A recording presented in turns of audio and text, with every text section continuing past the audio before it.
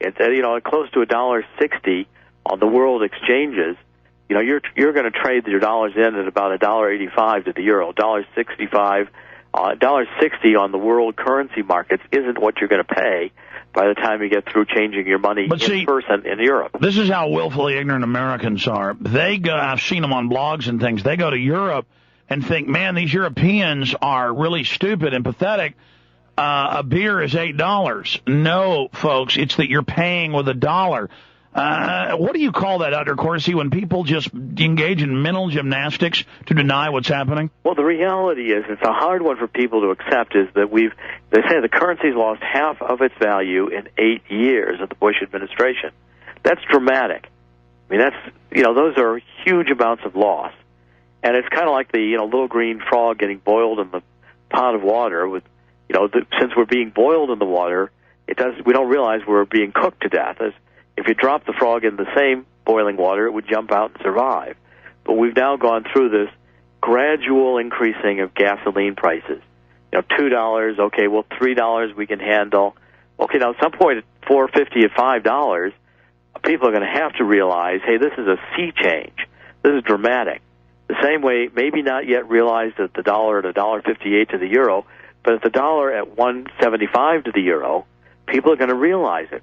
When people start going to the, paying $80 to fill up a gas tank, wait till you start going to the grocery store and you realize that $200 doesn't buy you very many, maybe 3 bags of groceries, and you've not bought any filet mignon. Yeah, exactly. The denial is getting ready to end. In fact, I guess in a way it's kind of like the country has a fever. It could be healthy to throw globalism off of us if we're able to tell the public in the time we've got that the New World Order is behind this. Instead, the central banks want to create a new bubble, the green bubble, and they're even advertising this, saying it's the new bubble, the new exit point, out of this crisis, to buy carbon credits from the private bankers. Which is another insane idea, predicated on the idea that carbon dioxide is a noxious chemical, which it's not. Plants love carbon dioxide. But obviously, doctor, that's pure bull. But my point is that let's go with their bull. Okay, carbon dioxide's a deadly poison. It's going to kill you.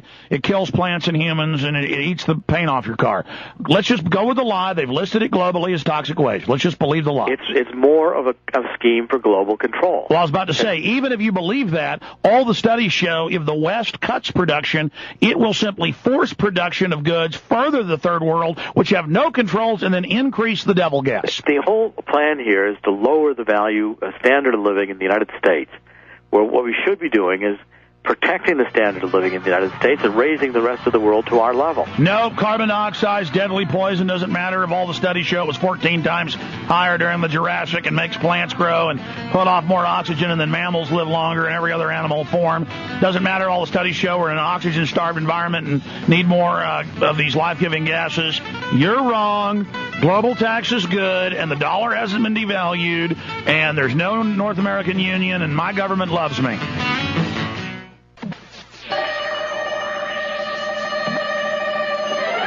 Waging war on corruption. Alex Jones on the GCM Radio Network. Man, we just had an incredible 4-minute or 3-minute behind-the-scenes talk, me and Dr. Corsi. Saying what he really thinks. Oh, man.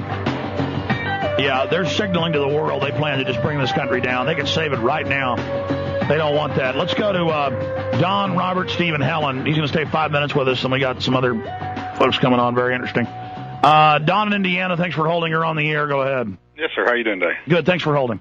Hey, I want to talk about the S 1959 Senate bill that's coming up August 2nd, and it's the Prevention of Violent Radicalization of the Homeland Terrorism. Yep. This is the thought police bill. Right. And if you go down to findings, the third finding says the Internet is aided in the facility in violent radicalization, ideologically based violence and homegrown terrorism process, United States, access to broadband, constant stream, and terrorist-related propaganda to the United States. And during the hearings, they show 9/11 truth groups, and they're now claiming that I and others were trained as children in Afghanistan. I mean, they are totally desperate, and it's just over. The country is completely collapsing. Yes, Well, Dr. Corsi, you want to comment on that? Well, I'm just saying, and don't remember that Obama changed his position and voted for FISA. I mean, Obama voted for the extension of these, No, we know Bush isn't. They're going to pass the baton. Presidents are titular heads. They're going to. I want all the leftists to understand.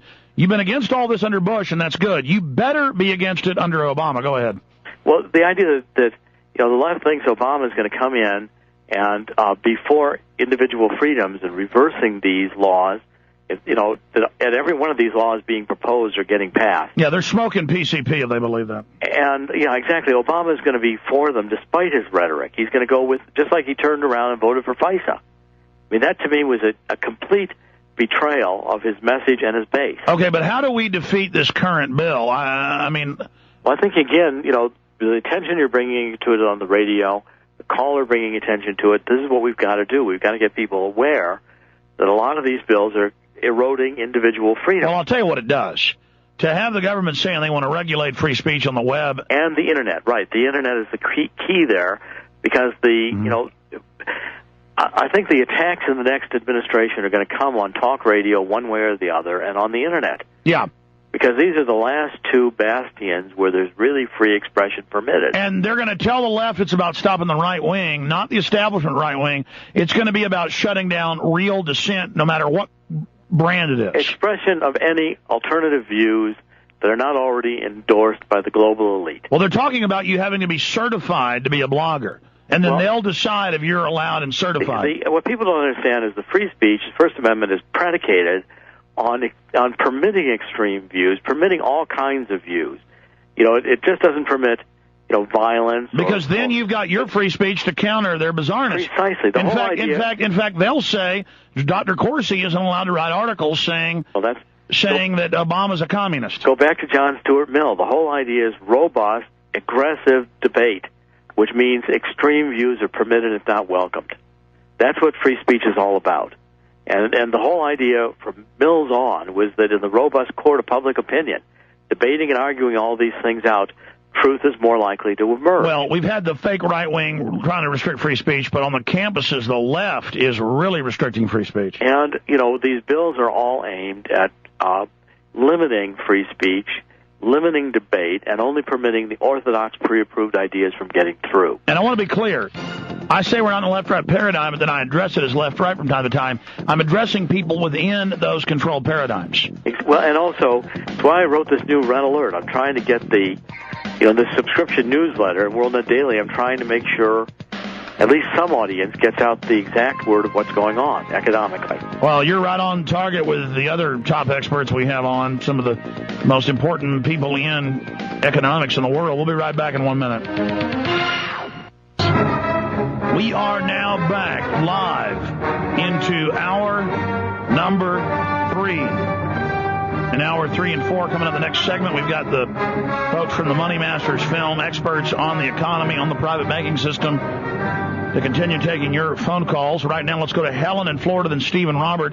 Helen in Florida, you're on the air with Dr. Jerome Corsi, author of The Late Great USA, and coming up on the 5th of August, his new Abomination book. Go ahead. Yes. First of all, Dr. Ron Paul's message this week at 888-322-1414 states that giving a teenager with a credit card unlimited, that's what our government's operating on, unlimited printing of the paper bills. Then there's something I really think possible is Dr. Tupper Saucy wrote Miracle Main Street about 20 years ago, and he showed that this one woman went to Kmart and she bought about $80 worth of products. She refused to pay the state income tax because the Constitution says they shall accept no payment other than gold or silver. She make me break the Constitution. She won. Now, this is my Walter Mitty dream. If everybody could spread this message, if some particular weekend could be set up for everyone in the nation who's knowledgeable and has the courage to go into a Walmart, buy products, and refuse to pay the tax because they're making them violate the Constitution. And Can I comment on that? So let's take that much so far. First of all, I think I encourage people to look at Ron Paul. I think Ron Paul has had a tremendous amount of positive impact in delivering the message of the bank crisis, the debt crisis, the mortgage crisis. And I met Ron Paul during the Iowa caucuses, and he asked me for a signed copy of The Late Great USA. I said to him, Dr. Paul, you could have written this book. And he said he'd do, but he wanted to read it anyway. And I agree with an enormous amount of what he says. So I encourage people to do that. Also, secondly, on the credit cards to teenagers, they're expanding credit cards. We've got a debt level in this country which is beyond belief at all levels. Credit cards, mortgages, our corporations are running at a debt level. We have a debt capitalism structure that will not long sustain itself. And where we're headed right now is a debt crisis. Our corporations are not going to be able to borrow. You're not going to be able to get the same kind of home loans because in this crisis, the banks are going to pull back. Despite liquidity being available, they're not going to make loans.